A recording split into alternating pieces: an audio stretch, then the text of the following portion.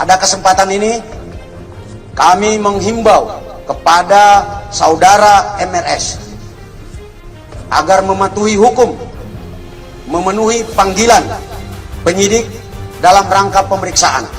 Saya tidak pernah lari, apalagi sembunyi dari panggilan polisi. Yang kedua, saya juga tidak pernah mangkir dari panggilan Polda Metro Jaya. Alhamdulillah, rapid test COVID di Polda Metro Jaya Habib Rizik dinyatakan negatif COVID-19.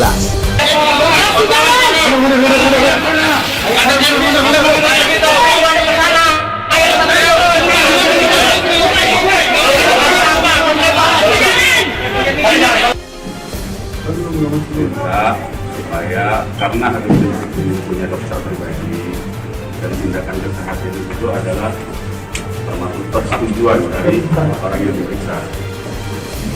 Itu kode etik kedokteran. Pada kesempatan ini, kami menghimbau kepada saudara MRS agar mematuhi hukum, memenuhi panggilan penyidik dalam rangka pemeriksaan. Apabila saudara MRS tidak memenuhi panggilan, kami, tim penyidik, akan melakukan langkah-langkah penegakan hukum selanjutnya sesuai dengan ketentuan hukum yang berlaku. Ini Ustadz, Dai bergerak di bidang agama tidak layak kalau kami itu membatalkan perjanjian atau suatu komitmen. Nah, kita dapat jawaban dari para penyidik. Kelihatannya mereka tidak mau menunggu sampai hari Senin, mereka minta lebih cepat. Nah, pada saat itu juga para pengacara minta kepada para penyidik, ya Habib Rizik siap dipanggil kapan saja, tapi tolong surat panggilannya dibuat, surat panggilan sebagai tersangka. Kami tidak pernah terima. Tapi kelihatannya para penyidik agak keberatan untuk mengeluarkan surat tersebut. Akhirnya terjadi kesepakatan, kalau begitu cobalah bagaimana caranya supaya Habib bisa lebih cepat lah ke Polda Metro Jaya. Jadi artinya mereka tidak mau melanggar komitmen juga, karena memang komitmennya pada tanggal 14 siap diperiksa. Nah, kita katakan melalui pengacara, kami bukan orang-orang yang suka ingkar janji, bukan orang-orang yang suka mengingkari komitmen yang ada. Tapi karena memang Polda Metro Jaya meminta lebih cepat, lebih baik menurut beliau, saya terima. Nah, karena itu pada malam ini saya umumkan untuk seluruh, yaitu anak bangsa, insya Allah besok hari Sabtu tanggal 12 Desember 2020 di pagi hari, saya bersama pengacara akan datang ke Polda Metro Jaya, insya Allah. Nah, jadi kelompok MRS yang melakukan penyerangan terhadap anggota dilakukan tindakan tegas dan meninggal dunia sebanyak 6 orang. Tidak akan pernah takut untuk menghadapi segala ancaman dan teror. Begitu saya sampaikan sekarang ini, 6 laskar yang mati sakit ini, mereka laskar yang luar biasa, mereka laskar yang setia. Bahkan Anda bisa dengarkan dalam rekaman-rekaman yang tersebar, yang viral di mana-mana ya buat. Bagaimana mereka tertawa, saudara senang begitu melihat saya dan keluarga semua sudah terbebas dari penjara.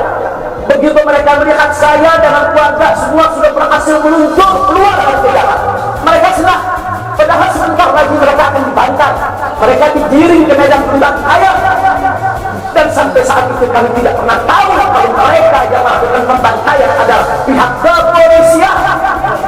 Kami tidak pernah tahu, kami tidak pernah sebutkan, kami tidak pernah menuduh.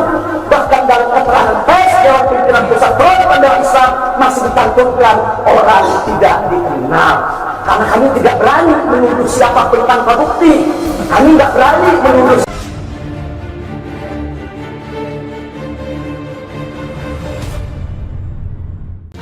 Alhamdulillah, rapid test COVID di Polda Metro Jaya Habib Rizik dinyatakan negatif COVID-19.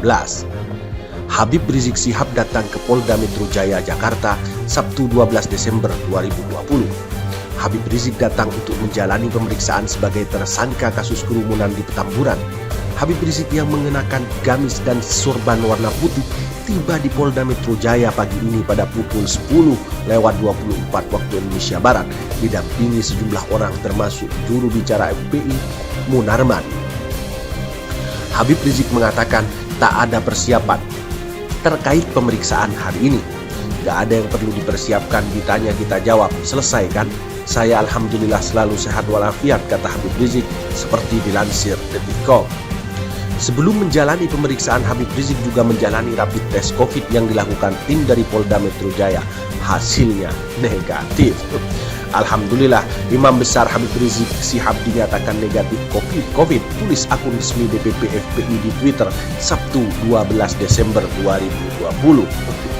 Padahal sebelumnya terkait masalah swab Habib Rizik masalah COVID-19, seolah-olah pemerintah ingin memaksakan kehendak.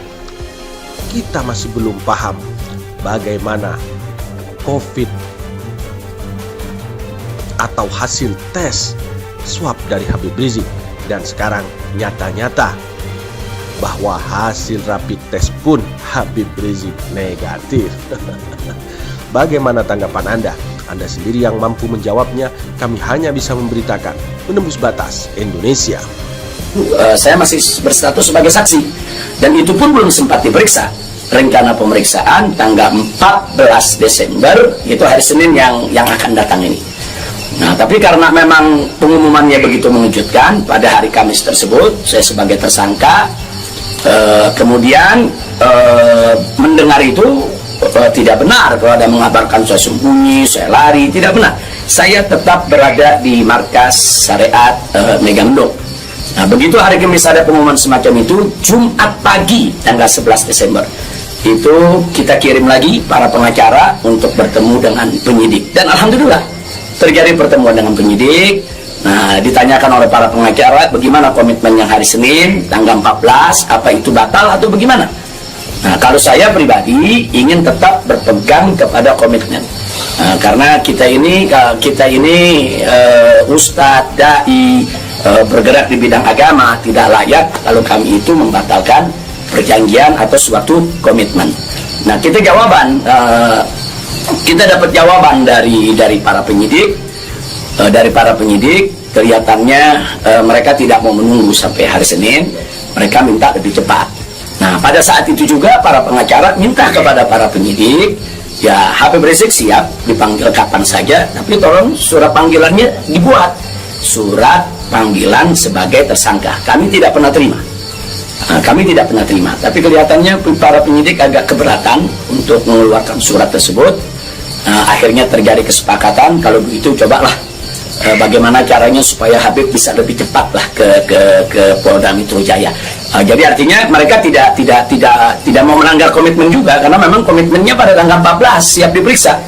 Nah, kita katakan melalui pengacara, kami bukan orang-orang yang suka ingkar janji, bukan orang-orang yang suka mengingkari komitmen yang ada.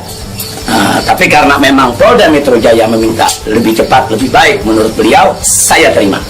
Nah, karena itu pada malam ini saya umumkan untuk seluruh, yaitu anak bangsa, insya Allah besok hari Sabtu tanggal 12 Desember 2020 di pagi hari, saya bersama pengacara akan datang ke Polda Metro Jaya, insya Allah.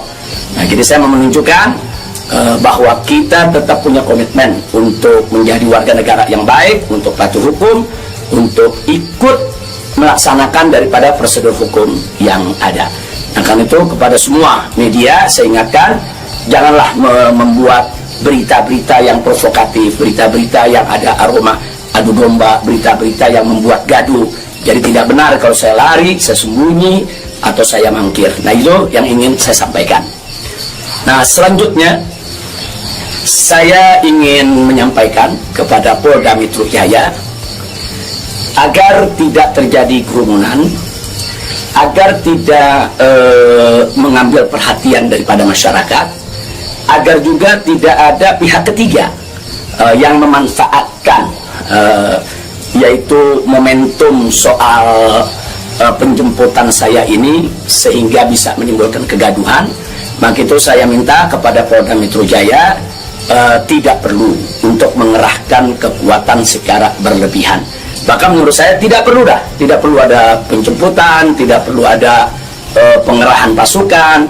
Itu hanya akan mengeluarkan biaya yang banyak, kemudian ditambah lagi juga menguras tenaga, dan yang paling berbahaya adalah mengundang perhatian masyarakat sehingga nanti terjadi kerumunan. Nah, begitu terjadi kerumunan, nanti ada pihak ketiga sebagai provokator membuat kegaduhan, dan ini akhirnya bisa merugikan kita semua. Nah, jadi tidak usah khawatir, tidak perlu ada pengerahan kekuatan, tidak perlu ada pengerahan pasukan. Insya Allah besok hari Sabtu pagi tanggal 12 Desember 2020 saya akan diantar oleh para pengacara saya. Nah, untuk memenuhi panggilan atau yaitu panggilan atau rencana pemeriksaan yang akan dilakukan oleh Polda Metro Jaya sesuai dengan aturan yang berlaku. Nah, ya, yang berikutnya yang tidak saya lupakan kepada seluruh umat Islam. Kepada seluruh umat Islam, saya minta juga tidak membuat kerumunan. Nah, jadi jangan sampai mengganggu daripada proses hukum ini. Sabar, tenang, ikuti proses hukum ini dengan baik, sesuai dengan aturan yang ada. Banyak-banyak berdoa. Nah, mudah-mudahan semua berjalan dengan baik.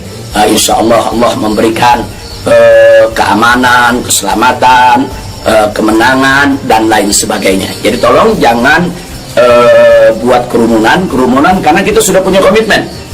Bagaimana untuk tetap menjaga protokol kesehatan, bagaimana kita bersama-sama dengan semua komponen anak bangsa yang ada untuk mengatasi pandemi di kita punya negeri. Nah, jadi sekali lagi saya ulangi kepada Polda.